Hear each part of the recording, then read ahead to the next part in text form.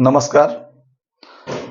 विद्या की देवी, ज्ञानदायिनी, संगीत की देवी के रूप में प्रसिद्ध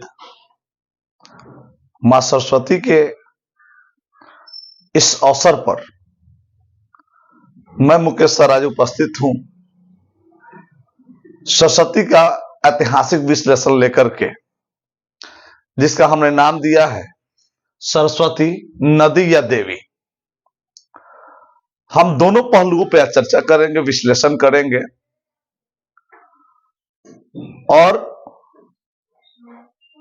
देखेंगे कि किस तरह से इनकी पूजा प्रारंभ हुई,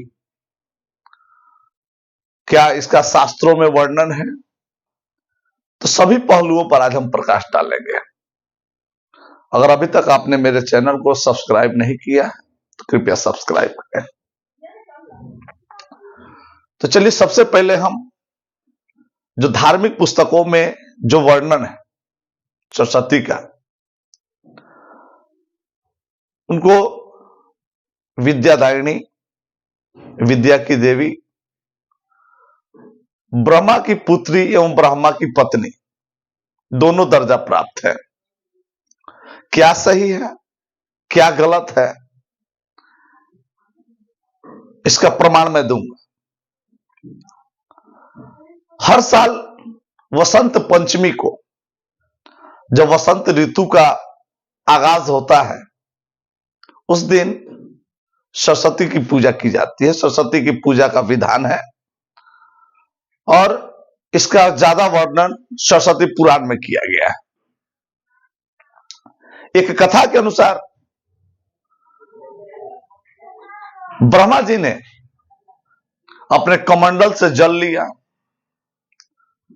छिड़का और सरस्वती अवतरित हुई,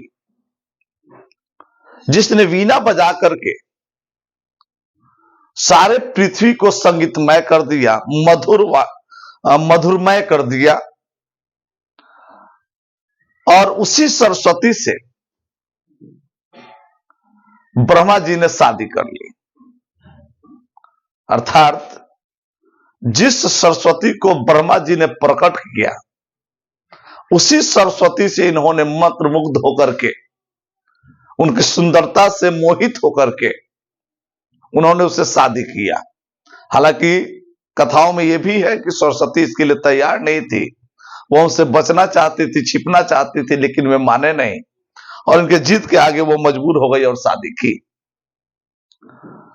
और इसकी आलोचना समस्त देवताओं, मुनियों ने की, जिसके कारण वे जंगल चले गए और लगभग एक सुखमय वैवाहिक जीवन 100 वर्षों तक बिताया। और इस आलोचना के कारण ही ब्रह्मा जी की पूजा नहीं होती है। और पूरे भारत में ब्रह्मा जी की मूर्ति की बात करें, मंदिर की बात करें, तो एकमात्र ब्रह्मा की मंदिर है पुष्कर, राजस्थान में। एकमात्र मंदिर इनकी है, इनकी पूजा नहीं की जाती आलोचना के कारण। और इनसे एक पुत्र की प्राप्ति हुई, जिसको स्वयंभू मनु कहते हैं। स्वयंभू मनु। और माना जाता है कि पृथ्वी के ये प्रथम पुरुष थे और वहीं से बाकी मानव का सृजन हुआ है, ऐसा सरस्वती पुराण में वर्णन है। उस सरस्वती का जो वाहन था वह हंस, या कहीं कहीं मोर मिलता है। हंस इसलिए कि हंस में गलत और सही साबित करने की क्षमता होती है। हंस दूध और पानी को अलग कर लेता है। लेकिन वास्तविकता क्या है, जरा हम इस पे चर्चा करते हैं, वास्तविकता पे। वास्तव में सरस्वती जो है एक नदी है। इस कथा के अनुसार सरस्वती देवी है, जिसका हमने वर्णन किया।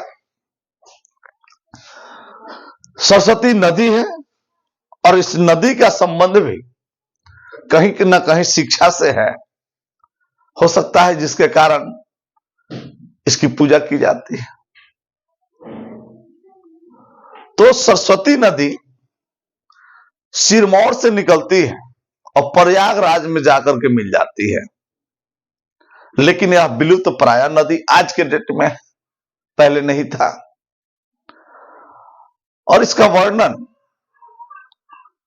वेद, ऋग्वेद में खास करके स्कंद पुराण, गरुड़ पुराण, वामन पुराण, पद्म पुराण, यानी कई पुराणों में इसका वर्णन है सरस्वती नदी का।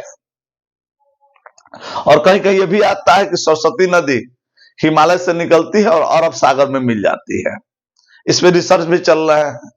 कुछ इतिहासकारों का मानना है कि सरस्वती नदी राजस्थान में बहती थी, और क्योंकि पुष्कर में जो ब्रह्मा जी की मंदिर है, वह मंदिर वैवाहिक मंदिर माना जाता है ब्रह्मा जी की, इसलिए माना जाता है कि हो सकता है कि उस तट पे भी हो, और उसका रिसर्च चल रहा है। जो सरस्वती मैक्सिमम जो धार्मिक पुस्तक हैं या जो ऐतिहासिक पुस्तक हैं, वे यह बताते हैं कि यह सिरमौर से निकलती थी और प्रयाग में मिल जाती थी, और इस नदी के तट पर अन्न बहुत ज्यादा उपजता था,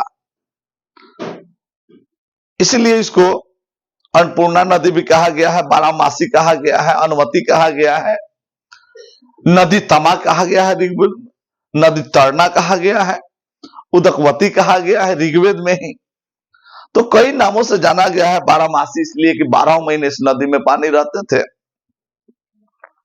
और इस चीज का जिक्र ऋग्वेद, महाभारत और रामायण में भी मिलते हैं। अगला कारण हम बताते हैं। ऋग्वेद के चौथे मंडल में, ऋग्वेद के चौथे मंडल में लगभग 50 बार इस नदी का उल्लेख हुआ है। नदी तमा, नदी तरना इत्यादि नामों से, और परम पवित्र नदी कहा गया है।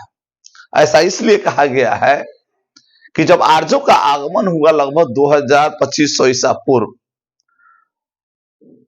तो आर्य लोग इसी नदी के तट पर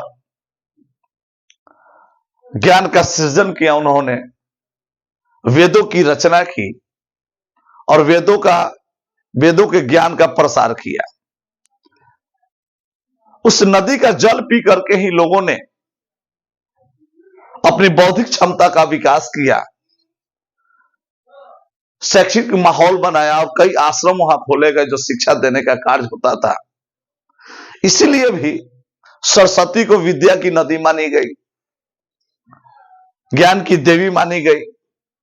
उस तट पर बैठ के पूजा करना, और उसी समय से वे जो आर्य लोग थे सरस्वती नदी की पूजा करने लगे, जो कालांतर में सरस्वती माता का रूप हो गया।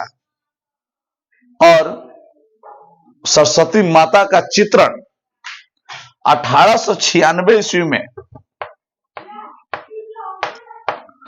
महान चित्रकार राजा रवि वर्मा ने एक पेंटिंग बनाई। उस पेंटिंग का नाम था adventure Saraswati with swan and peacock, अर्थात मां सरस्वती मोर और हंस के साथ। इसलिए कहीं कहीं हम मोर भी देखते हैं, सरस्वती का वाहन है।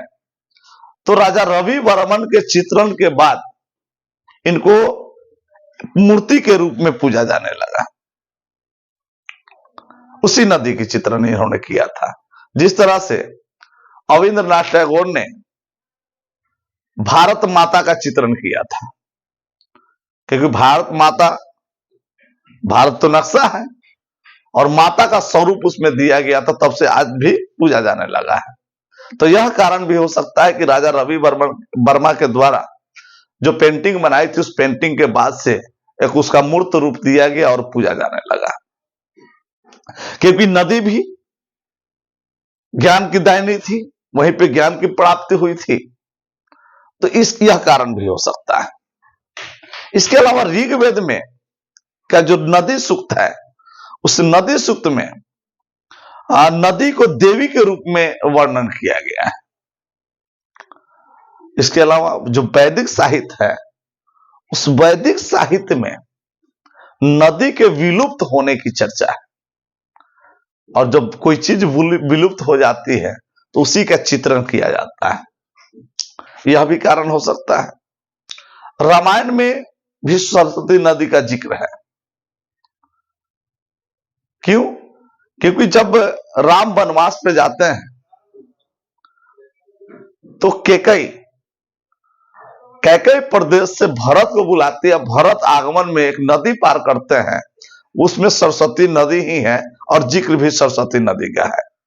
महाभारत में भी राजाओं ने कई सारे यज्ञ का आयोजन उन्होंने सरस्वती नदी के तट पर किया था, और उसके प्रमाण बाद में मिले भी हैं। और यह भी कहा गया है कि जो कुरुक्षेत्र अवस्थित है वह सरस्वती नदी के तट पर था। और जो सिंधु घाटी सभ्यता है, इस सभ्यता के अनुसार सप्त सैंधव जो क्षेत्र था,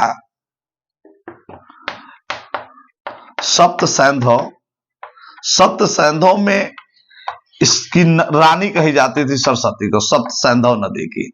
सप्त सैंधव का मतलब है सिंधु और सतलज के बीच में जितनी नदियां हैं, रावी, ब्यास, इसके अलावा जो भी नदियां हैं, उन सारी नदियों को की देवी कहा गया है सरस्वती को, कि सभी नदियों में वह पवित्र थी, इसलिए इसको सप्त सैंधव भी कहा गया है।